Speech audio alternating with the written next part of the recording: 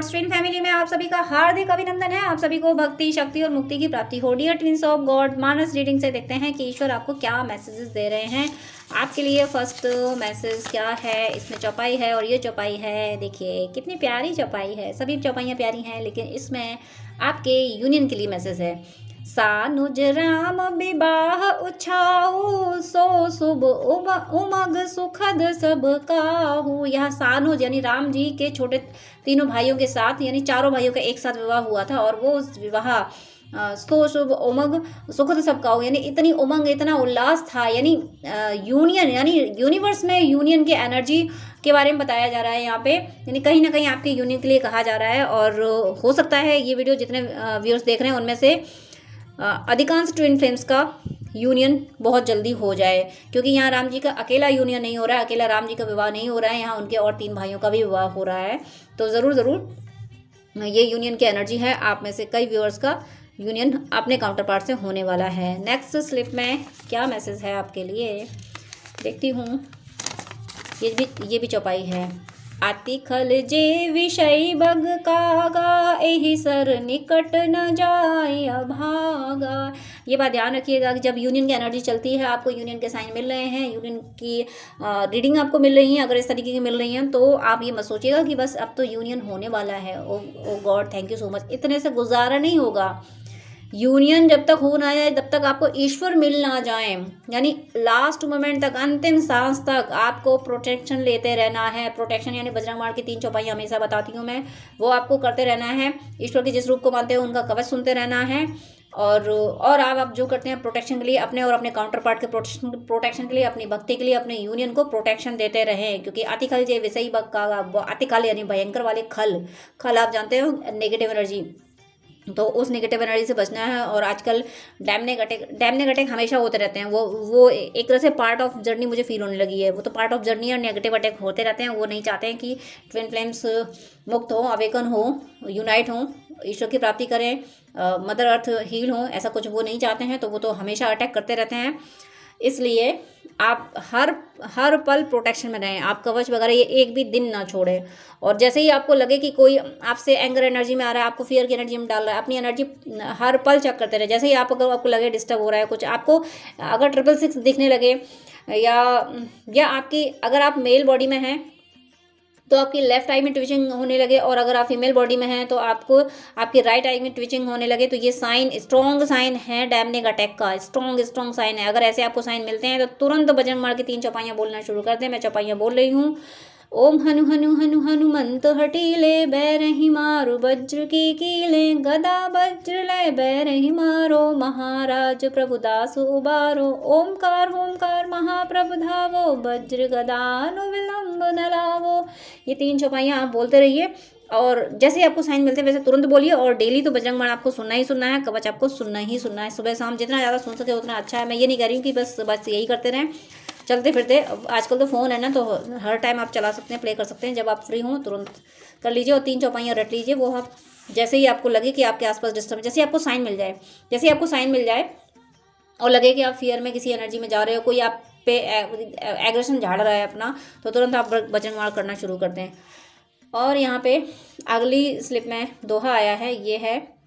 श्याम सुरभि पय विशद अति, गुणद करहि सब पान, गिरा ग्राम सिय राम जस, गावहि सुनहि सुजान। यहाँ ये कहा गया है कि सिया राम जस, यानी भगवान राम और सीता माता का यश गाने से, गावहि सुनहि सुजान, यानी जो अच्छे लोग होते हैं, जो संत, मतलब सच्चे लोग का मीनिंग है कि जिस सोल पे मैट्रिक्स क्लियर नहीं है, या मतलब हट चुकी हैं, जिनके कार्मिक अकाउंट क्लियर हो जाते हैं, साधु प्रवृत्ति के जो लोग, ह्यूमन जो होते हैं, हम्बल नेचर जो पर्सन है, उन्हें ईश्वर की कथाएं सुनना बहुत पसंद होता है। श्याम सुरभि पय विशद अति, गुणद करहि सब पान, यानी यहाँ पे आप में से कोई व्यूअर हैं जिनको कथाएं सुनना बहुत ज़्यादा पसंद है, और अगर नहीं है तो आपसे ये कहा जा रहा है कि कथाएं सुनना शुरू कर दें। उससे आपके बहुत सारे कन्फ्यूज़न दूर होंगे। आपकी जो भक्ति है ना, वो आपकी भक्ति बढ़ेगी कथाएं सुनने से। आप प्रसंग में जब आप मन लगाएंगे ना, कथा सुनेंगे,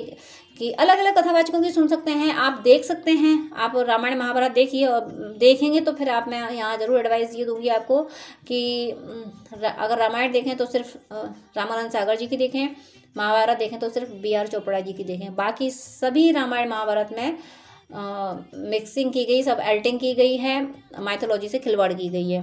तो यही दोनों देखें और आप सुने, कथाएं पढ़ें, उससे आपकी भक्ति बढ़ेगी। आपके मन में अगर कन्फ्यूज़न आता है कि कैसे क्या होगा, तो वो सारी चीज़ें आपकी दूर होंगी, भक्ति आपकी बढ़ेगी। आप सोचते हैं कि भक्ति कैसे बढ़े, तो ये कथा सुनना, प्रभु प्रसंग में रस आना भी एक प्रकार की भक्ति है, नवदा भक्ति में आती है ये। तो आप कथाएं सुनिए, और आप जो सुन रहे हैं तो उनको ये ब्लेसिंग मिली है कि उनकी भक्ति बढ़ने वाली है। हर पल आपकी भक्ति इंक्रीज हो रही है, ये आपसे कहा जा रहा है। नेक्स्ट स्लिप में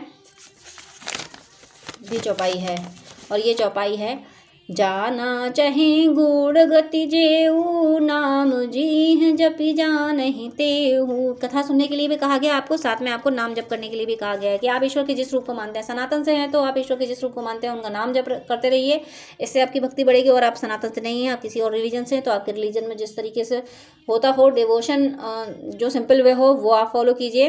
नाम जी ही यानी जैसे जैसे आप नाम जपते जाएंगे, आपकी ऑरा क्लीन होती जाएगी, आपका भगवान में प्रेम बढ़ता जाएगा। भगवान में प्रेम बढ़ना ही भक्ति है, और ये भक्ति बढ़ना ही बहुत ज़रूरी होती है आत्मा की सद्गति के लिए। आत्मा अपने लक्ष्य पे पहुंच जाए, अपने ईश्वर से मिल जाए, उसके लिए ईश्वर से प्रेम बढ़ना ज़रूरी है। इसके लिए आपको कथाएं सुननी है और नाम जप करना है। नेक्स्ट इस स्लिप में दोहा है, 2 है, विश पूरी हो रही है। आप में से कोई वीर हैं जिनकी विश है कि मेरी भक्ति बढ़ जाए, तो वो विश पूरी हो रही है। और ये दोहा है, सम प्रकाश तम पाख दुहु, नाम भेद विधि कीन, शशि शोषक पोषक समुझी, जग जस अपजस दीन।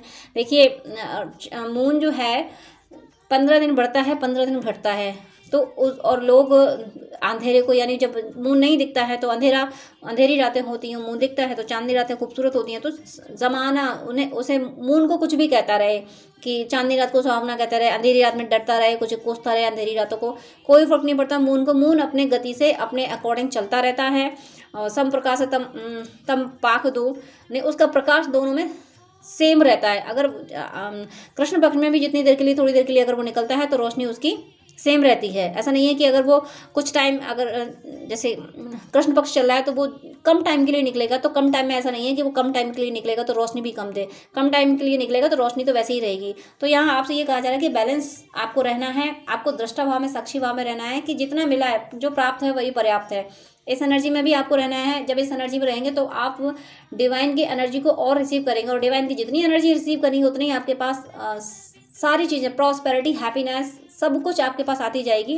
लेकिन आपसे ये कहा गया है कि आप चीज़ें, अपनी घटनाओं से इन्फ्लुएंस बहुत ज़्यादा ना हो, बहुत ज़्यादा इन्फ्लुएंस ना हो। और अगर आप हो रहे हैं इन्फ्लुएंस, तो फिर ईश्वर से प्रार्थना करें कि हे ईश्वर, मुझे बचा लीजिए, मेरा बैलेंस बिगड़ रहा है। क्योंकि हम लोग तो सिर्फ चल रहे हैं, और चलाने वाला भी वही है, तो चलने में बैलेंस तो बिगड़ेगा। हम लोगों को तो समझ है नहीं है हमारे बैलेंस। एक जैसे छोटा बच्चा, मासूम बच्चा चलता जाता है तो लड़खड़ाते कदमों से चलता है तो वो गिरता भी है। तो हम लोग तो हर कदम पे गिरते हैं, हर कदम पे गिरेंगे। तो आप भगवान से कहिए, भगवान हम तो आपके मासूम से बच्चे हैं, आपको पता है कि हर कदम पे हमें गिरना ही है। हमसे तो हम लोग क्रोल कर लें, वो भी हमसे नहीं होता है। छोटे बच्चे क्रोल करके चलते हैं ना, तो हमसे तो चला जा नहीं रहा है। आप ही चलाओ, हम उंगली पकड़ के आप ही चलाओ, कहाँ आप ले जाओगे, आपकी मर्जी है।